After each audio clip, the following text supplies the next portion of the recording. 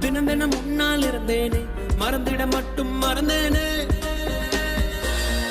தீயன புழிந்தும் அடினானே, திரும்பவும் உன்னை தொட வந்தேனே, தெரிந்தே சுகமாய் எரிந்தேனே. கடும் விஷத்தினை எடுத்து குடித்தாலும் அடி கொஞ்ச நேரம் கழித்து உயிர் போகும். இந்த காதலிலே உடனே உயிர் போகும். காதல் என்றால் பெண்ணை சித்திரவதைதான்.